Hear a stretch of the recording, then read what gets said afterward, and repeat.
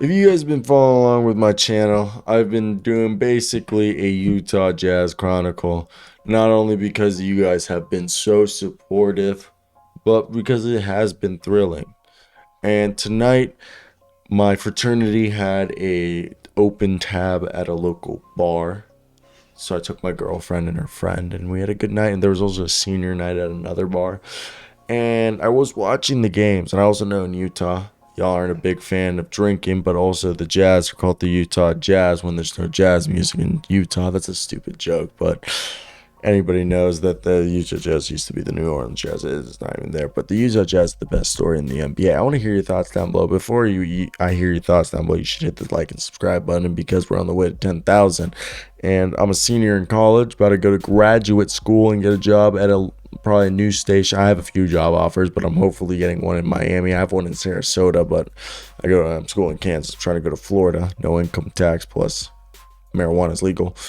And besides that, just the good market. Either way, let's talk about Kelly Olynyk, the glue guy. Lauri Markkanen dropping a 30 bomb. Mike Conley being the floor general. And then we got Jordan Clarkson being the most efficient version of himself. And then we got the guy, Malik Beasley and Collin Sexton, who take turns being the lead scorer off the bench. Walker Kessler, the block shark and maniac out of Auburn. After playing for the University of North Carolina for a season, they went to Auburn. And then you also got a little bit of Rudy Gay. And also Taylor Orton Tucker, another guy who's showing that he could be a glue guy. This is a fun team. I enjoy it. And I want to hear your thoughts before we continue. Am I a little tipsy? Maybe. Maybe. But in the real note is that doesn't matter. This is a Utah Jazz team that is playing good ass basketball. At this point, I think they're a top 15 team in the NBA. This is a team that's on a win streak. They're tied for the longest win streak in the NBA currently. That is 4 games. As they continue to give the good old middle finger. I actually broke my fingers playing football, but the middle finger to the idea of bricking for Vic, aka going for the lottery. But they're making life hell for teams, especially in transition. This Jazz team with Will Hardy is excellent at forcing missed shots and turnovers. Whenever they get a step of momentum, because they're a good rebounding team, because, tonight, I know my man, JV, V8, Jared Vanderbilt Bando came back. Yes, he only had 7 rebounds. 6 of those were defensive. He's still a great player. I'm loving me some Vanderbilt. And when I look at this team, it's exciting. Exciting because they play the game the right way. And I don't mean that in a conservative way when they watch white basketball players play, because that's fucked up. This is a team that plays team play. They move the ball. And someone said something, this is still Quinn Snyder's system. I don't doubt it. It could still be very much Quinn Snyder's system. This is just a team that's moving the ball, making sure everyone gets open shot, playing team basketball. It's good ass basketball. You know what's something that reminds me of? European basketball. And you guys know, if you follow my channel, I love European basketball. My family's from Argentina and Europe. Okay, I'm somebody who's I have an NBA draft catalog on my channel that I talk about the NBA draft on a yearly basis. This is going to be year 5 of me doing so.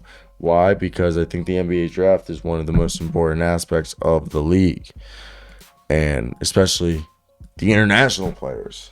And as someone who is the first person ever born in America, I see guys like Lauri Markkanen if I was growing up, Kelly Olynyk, even though Kelly Olynyk's from Canada, Simone Fontecchio, Azubuike. For me, it was like Rudy Fernandez. You got Luol Deng, Manu Ginobili. That when I was a kid, being the son of immigrants, they made me love basketball. I mean, obviously, Dwight Howard, Kevin Garnett hold a special place. Larry Bird holds a special place in my heart.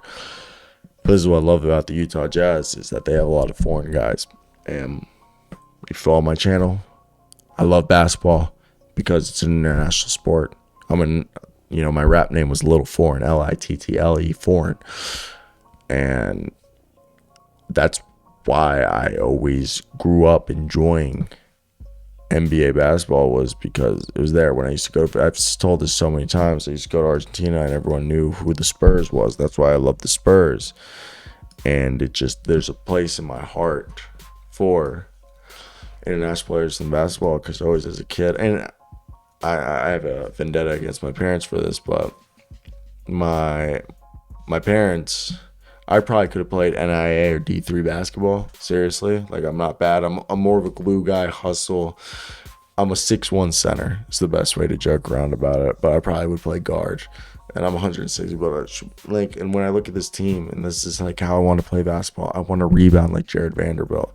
I want to attack the rim like Lauri Markkanen. I want the confidence when I shoot like Jordan Clarkson. I want to pass and lead the floor like Mike Conley. Okay, I want to be the glue guy like Kelly Olynyk, who can do all the dirty stuff that doesn't show up on the stat sheet, but also drop double-digit points whenever needed. I want to be Walker Kessler blocking shots. I want to be Collin Sexton coming in for only 18 minutes and still, tonight he had 3 points, but sometimes he has double digits. Or Malik Beasley, the confidence to shoot 10 3-pointers. That's what I want. And that's what I see with this Utah Jazz team, that it reminds me of what I wanted to be as a basketball player as a child. And I fell in love with marijuana and fucking pussy. And everyone that I know who played D1 sports or top didn't really party in high school. And by the time I graduated high school, I had sex with like 20 girls. So I was more concerned about pussy than sports. I mean, I played, and plus my school is like a powerhouse, but like it just gives me, I want this, and I love it. And it's the type of stuff that just makes you feel young again, and that's the best part about it is, the ability to feel like you're 16 again. Isn't that why we play sports? Like I remember my football coaches always being like, they'd always be like, we wish we were in your shoes whenever they were making us. We wish we were doing what you were doing. We wish we could still play football. I agree. I wish I could go back and play soccer. I wish I could go back and play basketball. I wish I could do this. I wish I could do that. Okay? But at the same time, if my aunt had balls, she'd be my uncle. So it's a big ol' if. I'm done. We got also 8 minutes. I gotta send my girlfriend invites to play games. I thought I did. She's probably pissed as fuck as me. Oh fuck, she's definitely pissed. It's been like 8 minutes. I didn't do that. This is a funny episode, so I hope you guys did enjoy.